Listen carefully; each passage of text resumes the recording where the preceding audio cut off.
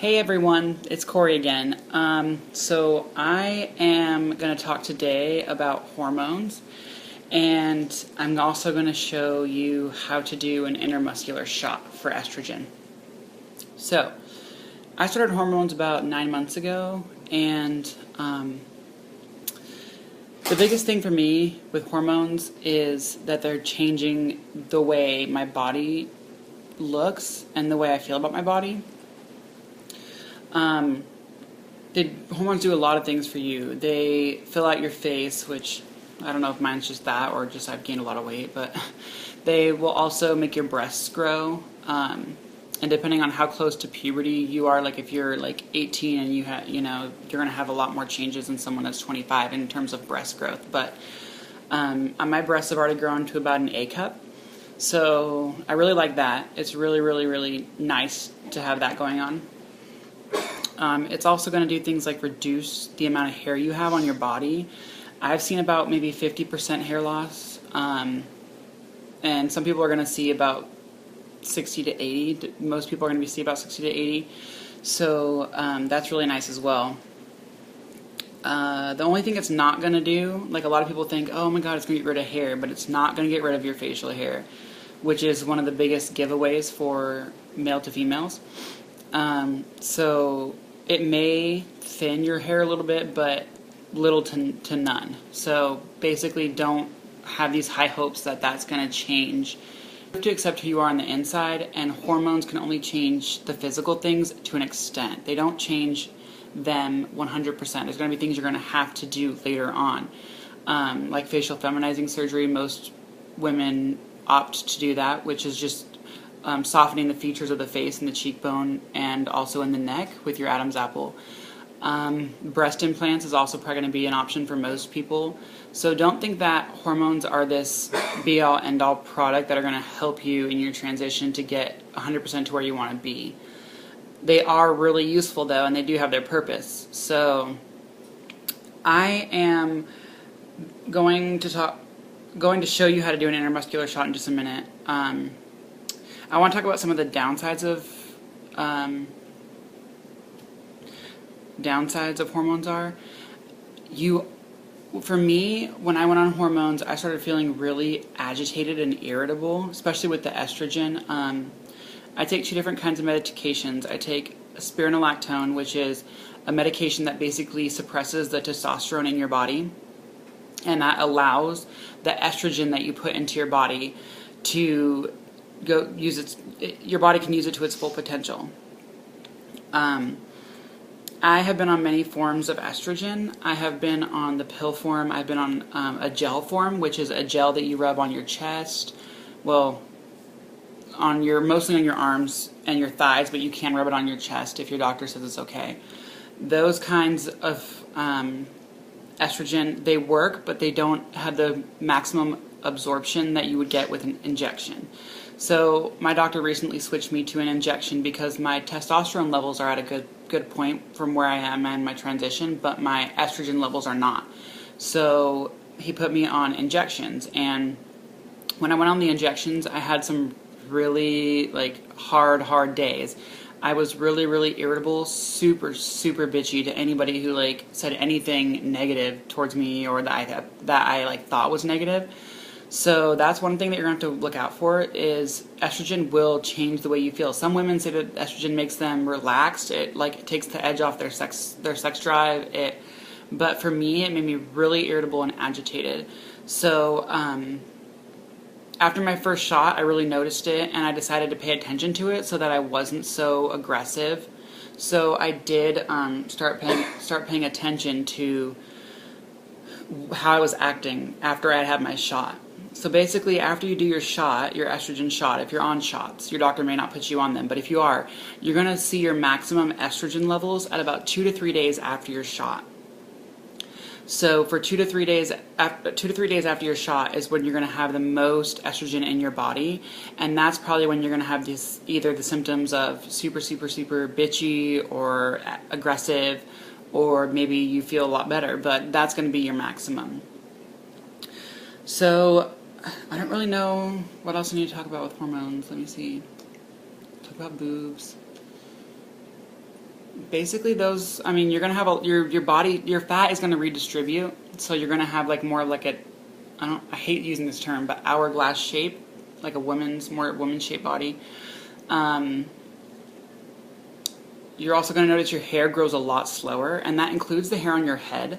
So be aware of that. Like, I know that most trans women are obviously, most men have short hair, so when you start growing out your hair, hormones, or estrogen I should say, will slow the growth of hair on your body, and it also slows the hair growth. So don't be too disappointed if your hair starts growing a little slower. But you can see my hair is getting pretty long, even though I've been on estrogen for 9 months. It's getting pretty long in the back. So yeah, that's basically it. Your breasts are going to grow, you're going to have slower hair growth, you're going to have some mood swings, hot flashes. Most women don't report this, I guess, or they haven't had these problems, but I have had really bad problems with hot flashes.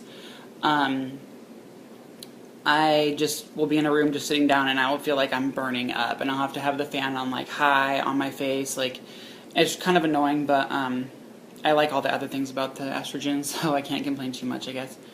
But your boobs are going to hurt at first when they start growing, because basically your body's building up breast tissue.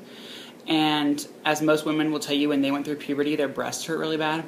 Mine did for a long time. They hurt really bad when they started to grow. No one could even hug me. It hurt so bad.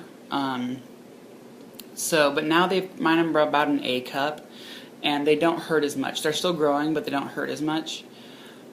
So, yeah. Anyways, I'm going to get onto the shot because it's kind of detailed. So, I got from my doctor a prescription for estradiol, which is in an injection form, and it is a very thick gel. You can see that it's very, very thick. And this is a multiple use bottle, so they'll probably give you this and starting out, and I'm only taking, actually I don't know if I want to say that. I don't really want to talk about how much I'm taking, because I don't want girls to watch this video and think that self-medicating is okay. It is super detrimental to your body if you decide to self-medicate. You can get estrogen on the street. It is very cheap, and it is very dangerous. You can kill yourself with estrogen and other drugs on the street. And I really encourage anyone to, if you can't come up with the money to see a doctor, an endocrinologist. I know it can be very expensive to see an endocrinologist, especially one who specializes in transgender therapy. I would encourage anyone that has a financial problem to seek out your local transgendered group that meets, that you can find someone there who might help you find resources. If you live somewhere where it's very suburban and not urban, I would really encourage you to try to find a way to get to the nearest big city to you, and to attend a transgender support group, and to find people there who you can connect with that can help you find a reputable doctor that will work with you at a discounted rate. Most doctors, people who don't have insurance, have a scale rate, so it's still kind of expensive, but it's really the only way to go with estrogen. And there are groups online that'll tell you how to self-medicate. Really, you need to be going to a doctor. It's the safest and most effective way. But anyways, now that my PSA is over. So this is the estrogen. You're also going to need 2 different types of needles with the estrogen, because the liquid medication is so thick that you're going to have to draw it up into a syringe with a large needle. Oh, okay, that didn't work very well. Which is this. This is a very, very large needle. As you can see, it's an 18 gauge needle, and I use this to draw the medicine. I put it in this syringe, and like you saw just a second ago, the syringe top will come off, and you can put a smaller syringe on top and inject with that, which is what I do. So I draw up with an 18, and I use a 1-inch 22 gauge needle, and you can work with about a 20, 21, 22, 23 Anything bigger than 23, basically you're going to have a really hard time injecting this liquid because it takes a fairly good amount of time to get it into your body because it's so thick. So yeah, that's the 18 gauge. You're going to need those 2 needles, and needles are very cheap. If you get a prescription, you can get needles for like 25 cents a piece. So you're going to need a Band-Aid for after you inject yourself. You're also going to need, I use these sterile pads. You can use something that's cheaper. You can use cotton balls. It's just so that when you pull the needle out, you can have something to put like a little tiny bit of pressure on the injection site until you get your Band-Aid ready to put on there. So I use sterile pads. You can use cotton balls, anything that's sterile. You want to use something sterile. And I also use alcohol prep swabs, whatever. So I use these, and you're going to need to, if you're using a multiple use bottle like this, you're going to need to swab down the bottle, which I've already done.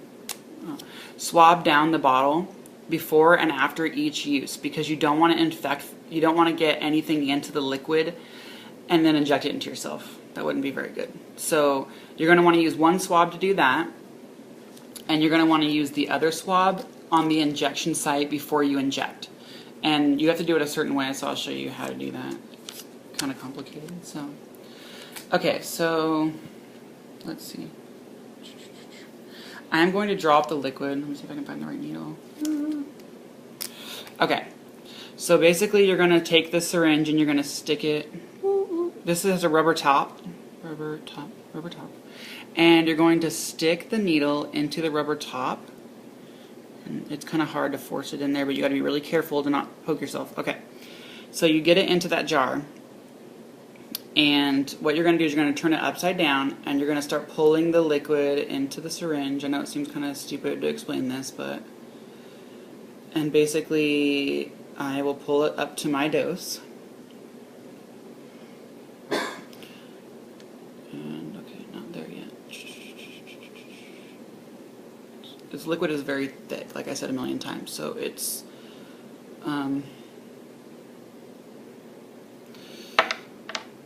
And you're going to want to look all the way up to the tip of the syringe and see that the fluid is all the way up to the tip.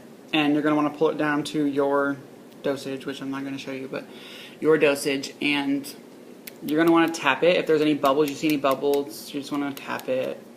It's not super bad if there's a lot of bubbles in it because you're not putting it into a vein, you're putting it into a muscle, but it's just a lot easier. So, I did that. Now I'm going to suck it down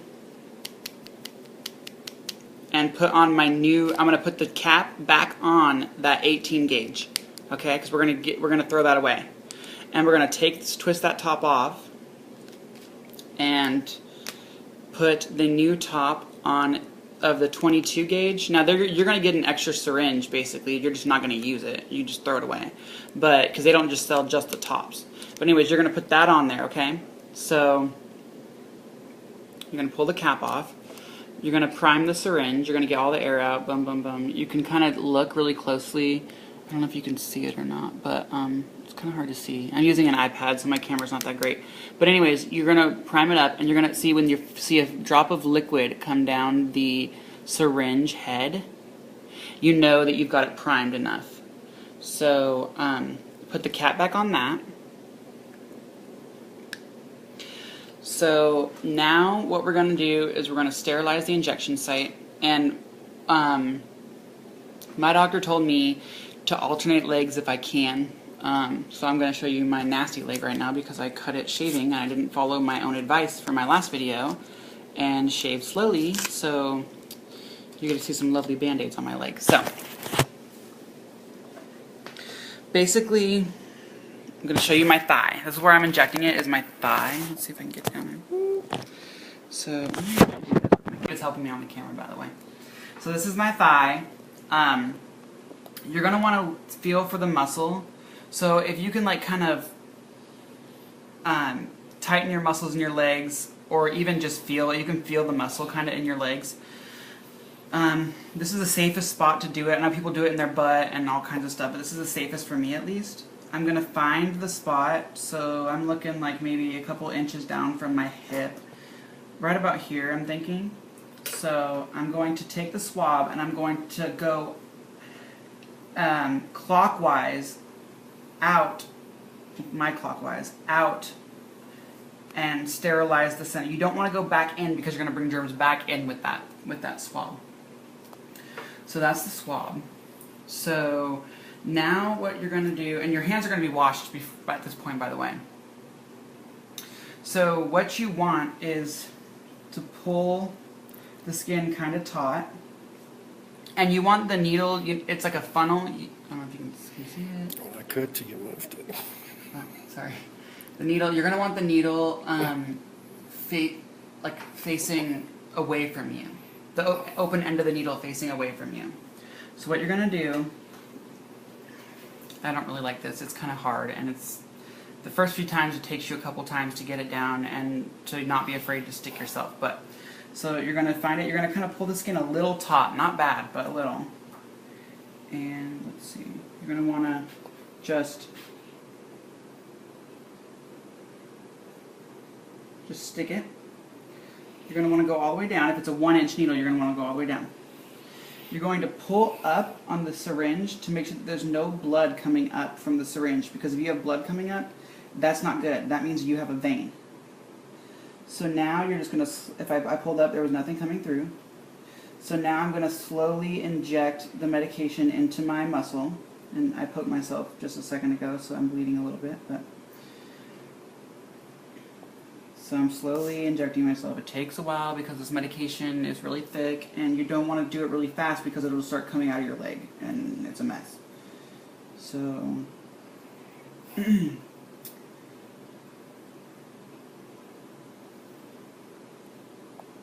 see, I'm doing it a little too fast, and there's a little bit coming out.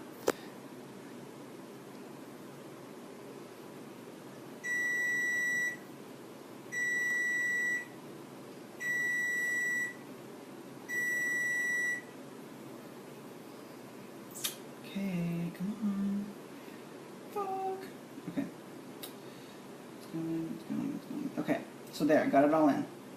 Now what you're going to want to do is you're going to want to take your sterile bandit, your sterile pad, or your cotton ball. You're going to want to pull the needle out, and you're going to want to stick that on there. And you're going to want to hold that on there for just a second.